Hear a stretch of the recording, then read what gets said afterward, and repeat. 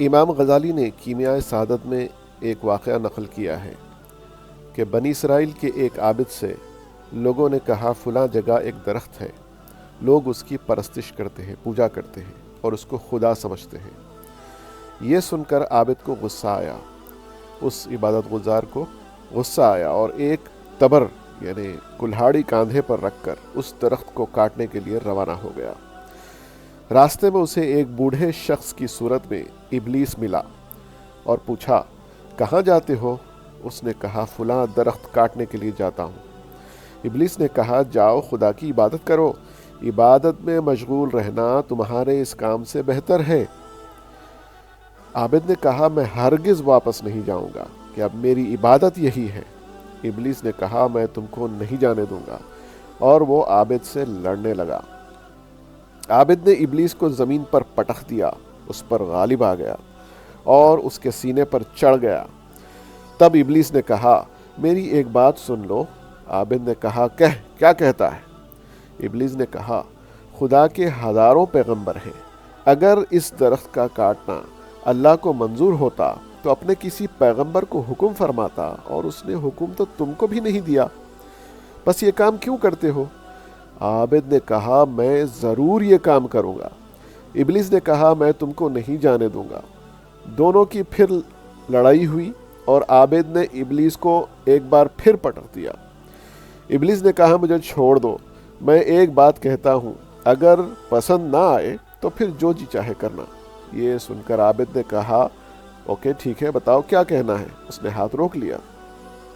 ابلیس نے کہا، اے عابد، تمہاری معاش قلیل ہے، یعنی تمہاری آمدنی بہت کم ہے، جو کچھ لوگ تم کو دے دیتے ہیں اس پر تمہاری گزر ہے۔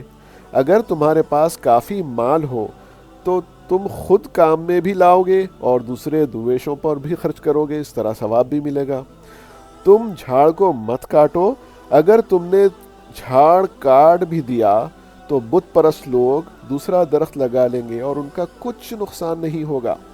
اگر تم نے درخت نہیں کاٹا اور تم اس خیال سے باز رہے تو میں ہر صبح تمہارے بستر کے نیچے 2 دینار رکھ دیا کروں گا۔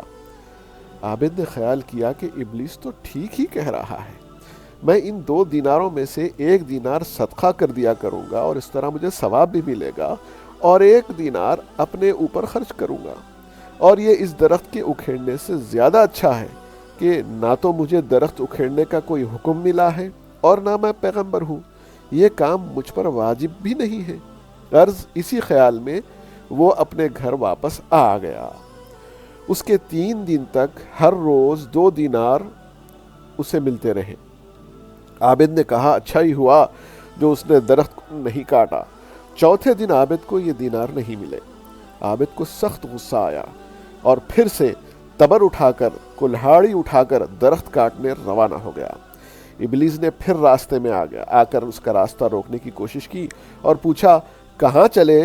عابد نے کہا، فلاں درخت کاٹنے جا رہا ہوں۔ ابلیس نے کہا، تم جھوٹ بول رہے ہو، خدا کی قسم اب تم درخت کو نہیں کاٹ سکو گے۔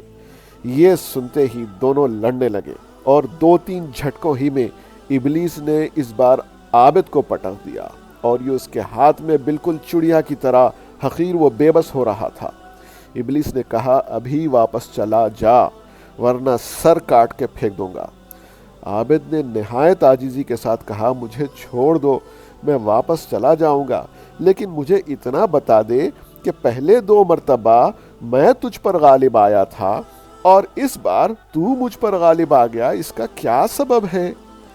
ابلیس نے جواب دیا کہ پہلے تو خدا کے واسطے غصے میں آیا تھا، تب خدا نے مجھ کو مغلوب کر دیا اور تجھے غالب کر دیا، اور جو کوئی کچھ کام خدا کے واسطے اخلاص سے کرتا ہے اس پر میرا زور نہیں چلتا، اور اس بار تیرا غصہ محض دیناروں کے نہیں ملنے کے سبب سے تھا، اسی لیے جو شخص حرص و ہوا کا تابع ہو وہ ہم پر غالب نہیں آ سکتا۔